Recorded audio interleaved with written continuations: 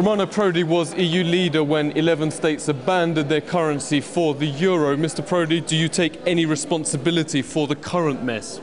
For the current mess? No, but I take the merit for the euro. Look, when the euro was born, it was clear that we needed political links, common fiscal policy. I raised the problem of an authority to control the behavior of member states.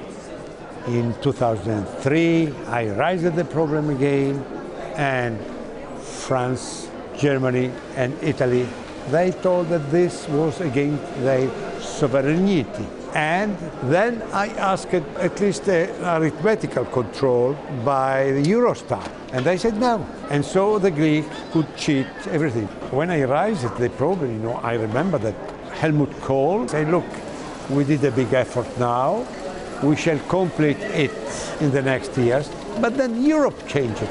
What will Greece leaving the euro do to your country, Italy? Not to my country only, but to all the countries. The banking system will be in disarray, and then it's clear. You know what means the domino effect?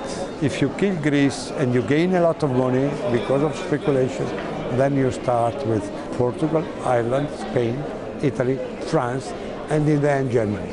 Germany and Greece are vastly different. Can they really share a single government and economy? With very defined rule, yes. Look, California budget is much worse than Greece, but nobody attacks California, because the Greek government cheated. It's clear, no doubt. They have completely cheated, and the deficit was 6-7 points higher than what was declared. And so declared, so it's not a mistake. It's a bad will, So you have to have an authority to impose the rules. How do you stop financial markets, the credit rating agencies, Moody's, Fitch, Standard & Poor's, having this chokehold on Europe? Oh, there is only way out. They don't attack United States or China because they are two big dogs. And the only remedy is to become a big dog. What do we need to stick together? If Euro bonds together with such a big entity that nobody will attack us. Nobody.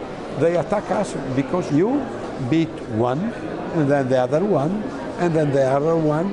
It's easy to beat small cats, but to beat a big dog is more and more difficult. This is why we are losing sovereignty. Only United States and China now are fully sovereign states. You say states should give up more of their national powers. How much more should they lose? In Europe, we have a doctrine that you must do at local level anything that you can do at a local level.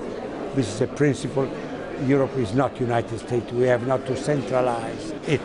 But we have to have some general, let's say, behavior that must be shared. Let us be clear, For example, you can't have competition in company taxation because otherwise it's an instrument to move company from one country to another. Is a loss of sovereignty? Yes, it's a loss of sovereignty. Second, you have to have common rules on the behavior about the public debt. And then you must have common rules on monetary policy. Is a loss of sovereignty? Yes. But we preserve our sovereignty only if we lose it. There is a new, I don't say alliance, but new links among France, Italy, Spain, and the other countries for this more balanced policy. And I don't say that they will be against Germany, because this would be stupid, Germany must be the leader of Europe in terms of economy, and we need Germany more than as Germany needs us. But that they present to Germany a credible platform with the necessary constraints and limits that can be acceptable. For example, with a colleague of mine, we proposed to accompany the Eurobonds with a guarantee of the gold owned by the central banks, because Italy and France, they have a lot of gold.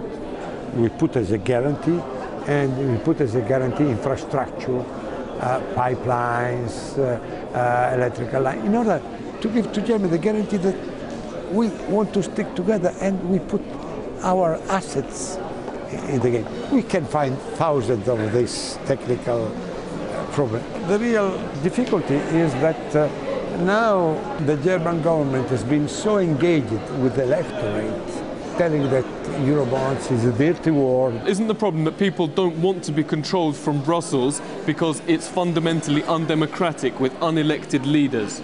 The problem that they didn't want to have an authority looking into the national states. It's completely different from democracy, because it's clear, look, now it is clear that all the governments are losing their power. They are losing really the basic power of their democratic role. And so, why?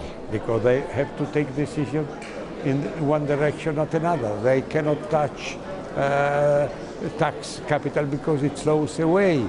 And so all the European states, United Kingdom included, and so not because of the euro, are losing sovereignty.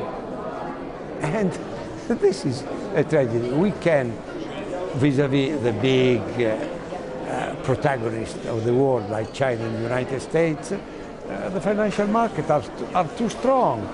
And so either we put our sovereignty together or we lose all our sovereignty. The sex scandals of your successor, Silvio Berlusconi, how much have they damaged Italy's image?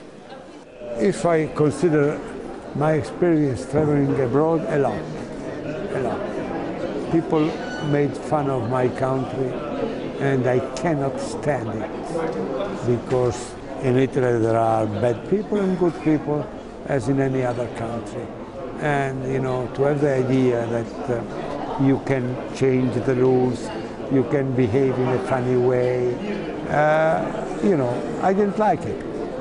And yet you say the EU's still in a better state than America.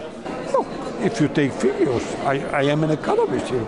I take deficit much higher in the United States. I take also, the increasing debt is there. Of course, the United States has a federal budget that moves quickly, has a big mobility. The European Union budget is less than 1% of European GDP. The federal budget, I have not precise figure, but is around between 20 and 30%, depending upon the year. So you can balance a lot of different. But in absolute terms, Europe is much sounder than the United States. Romano Prodi, former President of the European Commission and Prime Minister of Italy, thank you for speaking with RT. Thank you.